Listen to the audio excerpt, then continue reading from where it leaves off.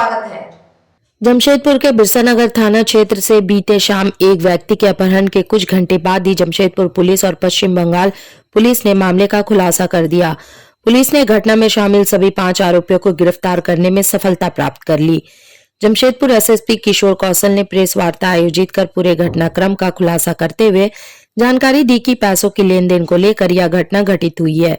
कहा कि पुरलिया जिला के रहने वाले डॉक्टर उर्फ चमन खान ने कुछ लोगों से पैसे दुगना करने का लालच देकर लाखों रुपए लिए थे।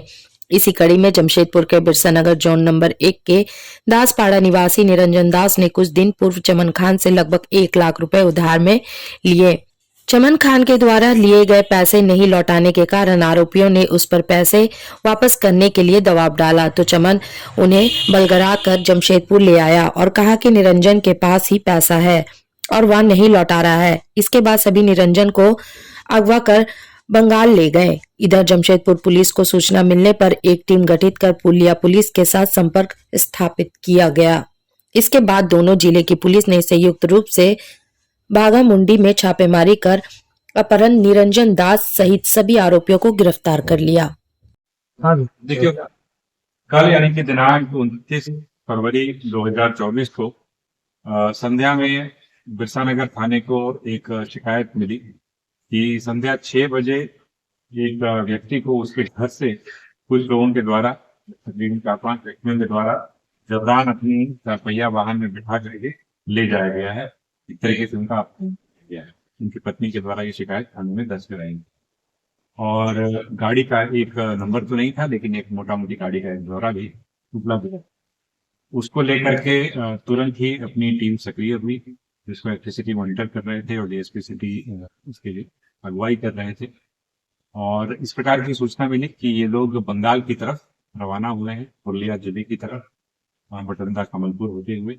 संबंधित थानों में भी चेकिंग लगाई गई और पुरलिया जिले के साथ भी समन्वय स्थापित किया है और पुरलिया पुलिस का इसमें काफी सहयोग मिला और अंततः बाघमुंडी थाने से जो है वो गाड़ी भी डिटेन हुई और इसमें जो 4 व्यक्ति थे कुल मिलाकर के 5 व्यक्ति जो थे वो 5 व्यक्ति वहां से पकड़े, गिरफ्तारी हुई।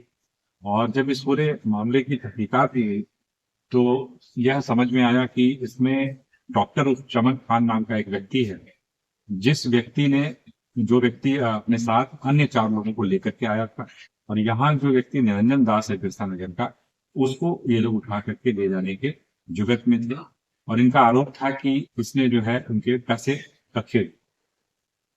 वस्तुस्थिति यह है कि जांच के दौरान यह बात सामने आई कि इस व्यक्ति के द्वारा, जो बिरसानगर का व्यक्ति है, 1 लाख रुपए उनसे लिए गए, ऐसा उनका आरोप है। और उस व्यक्ति ने अन्य कई व्यक्तियों से वहां पर बाघमुंडी क्षेत्र में और अपने आसपास के इलाके से पैसा दुगना करने के नाम पर काफी सारा पैसा लोगों से लिया।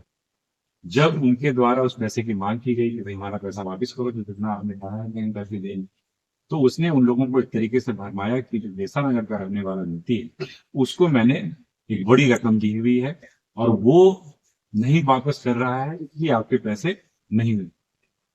और ऐसा करके उसने और लोगों को भी जुटाया और ये सारे लोग यहाँ पर लेकर के आए और दबाव डाल करके एक तरीके से इसको ले जा रहे थे, जबकि बाद में उन्होंने खुद स्वीकार किया कि इतनी कोई बड़ी रकम इसको नहीं दी गई थी, बहुत ही छोटी रकम दी गई थी इसकी तुलना में। लेकिन अपने आप को बचाने के लिए इस व्यक्ति को कहीं ना कहीं एक तरीके से कह सकते हैं कि ये लोग फंसाने के चक्कर में थे और जो भी ट्रांजैक्शन की बात की जा रही है उसका कोई भी दस्तावेजी कोई प्रूफ, डॉक्यूमेंट्री प्रूफ सच नहीं। लेकिन इसमें पुलिस के द्वारा बहुत तेजी से कार्रवाई की गई और पुलिया पुलिस के सहयोग से 4 घंटे के अंदर जो अपहृत व्यक्ति था उसकी भी बरामदगी हुई और इसमें शामिल जो 5 व्यक्ति थे और जिस वाहन का इसमें उपयोग किया गया था उसको भी मोबाइल और टैबलेट भी बना।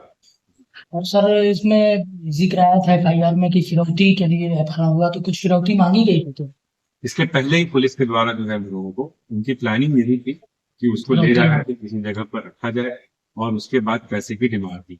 उसके वास्तविक रूप में देखा जाए तो जिस ट्रांजैक्शन की बात की जा रही है वो बहुत छोटा ट्रांजैक्शन, उसकी एवज में जो ये लोग क्लेम करने की बात कर रहे हैं वो बहुत बड़ी है। वो निश्चित तौर पर फिरौती के रूप में ही वसूली जा सकती है, तो इस बात से बिल्कुल इनकार नहीं किया जा सकता कि इनका तो बड़ी रकम क्या है? बड़ी रकम 20 लाख।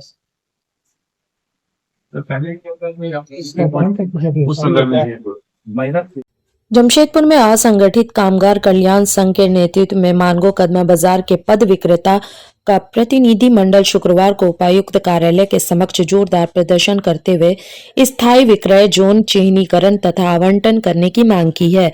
प्रतिनिधि मंडल ने इसे लेकर उपायुक्त को ज्ञापन सौंपा है। सौंपे गए ज्ञापन में बताया गया है कि पद विक्रेता के लिए स्थायी जो चिन्हीकरण तथा आवंटन यथाशीघ्र किए जाए। मानगो बिरसा मुंडा बाजार के लगभग 300 पद विक्रेताओं को बिना नोटिस के और अवैध तरीके से 26 मार्च 2023 को उजाड़ दिया गया था और आज तक उनके पुनर्वास को लेकर न कोई वैकल्पिक व्यवस्था की गई, न ही कोई ठोस कदम उठाया गया। उजाड़ीकरण के दौरान भी पद विक्रेताओं के लिए केंद्रीय कानून का अनुपालन नहीं किया गया था। इस दौरान मानगो और कदमा के पद विक्रेता अभी भी भटकने को विवश है। इस संबंध में मानगो पूथापाथी दुकानदार सतेंद्र कुमार ने बताया कि पद विक्रेता सदस्य और टाउन वेंडिंग समिति सदस्य के द्वारा एमजीएम कॉलेज के पास बस पड़ाव डिमना चौक के पास वर्कर्स कॉलेज के गेट के दाहिने तरफ स्थान चयनित किया गया। वहीं कदमा में काली मंदिर के पास और कदमा सब्जी मंडी में स्थान चिन्हितकरण किया गया, परंतु अब तक कोई कार्रवाई नहीं की गई है। वहीं उपायुक्त ने उन्हें आश्वासन दिया है कि वे जल्द से जल्द इस मामले को संज्ञान में लेकर कार्रवाई करेंगे। सतेंद्र कुमार हुआ, हम मानगो फुटपाथ पे हमारा दुकान था, बाजार था हमारा। तो करीब 10 महीना पहले हमारा बाजार पूरा तोड़ दिया गया और आश्वासन दिया गया कि आप लोग को कहीं व्यवस्था किया जाएगा, पर अभी तक ऐसा कोई व्यवस्था नहीं किया गया है। और जितने हम लोग फुटपाथ उसमें आधा लोग तो करीब दुकानदारी कर भी रहे हैं धूप में बैठकर। किसी का तबीयत खराब हो रहा है, कोई बीमार पड़ रहा है, कोई देखने वाला नहीं है, कोई पूछने वाला नहीं है। और कभी कभी 2 दिन 4 दिन में कोई प्रशासन आता है, हम लोग को भगा देता है रोज से।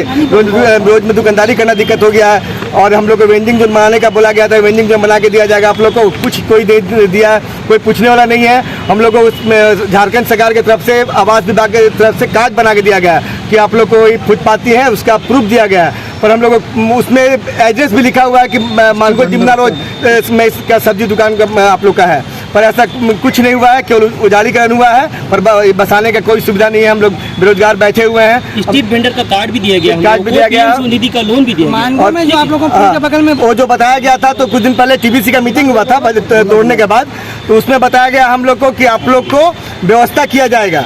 तो हम लोग बोले कि सर जो 26 दुकान बना है उसमें, और हम लोग करीब संख्या 400-500 के करीब थे, तो 26 दुकान में सर होगा नहीं। तो बोले कि बोलते वो बनाए क्या हम लोग, वो आप लोग के लिए नहीं, दूसरा काम के लिए। पहले बोला गया कि आप लोग को बसाया गया, पेपर में छपा था कि सबको जैसे तोड़ा जाएगा वैसे बसाया जाएगा, पर यहाँ कुछ कहीं बसाया नहीं गया। खाली जब हम लोग बाद में जब मीटिंग में पूछे, हम लोग टीबीसी का मीटिंग हुआ था कि वो सर वहाँ पे वो 26 आदमी बैठेगा और लोग कहाँ बैठेंगे, तो बोला ऐसा कुछ नहीं है, हम लोग किसी के लिए वहाँ कोई बाजार नहीं बनाए हैं। ये बात कौन बोला था? ये हम लोग वहाँ के क्या बोलते हैं पदाधिकारी लोग बोले थे। जो हम लोग टीबीसी का मीटिंग चला था, तो हम लोगों ने बोला कि सर वहाँ पे 26 दुकानें, हम लोग करीब 300-400 की संख्या में दुकानदार हैं जिनका उजाड़ीकरण हुआ है। तो वो लोग बोले कि ऐसा आप लोग के लिए नहीं बनाया है, वो क्यों किसी दूसरे काम के लिए बनाए हैं हम लोग। तो हम लोग बोले ठीक है, तो कहीं व्यवस्था होगा तो आप लोग की व्यवस्था करेंगे, आप लोग जगह देखिए। तो हम लोग गए, कुछ अफसर के साथ 6 आदमी का टीम तैयार किया गया।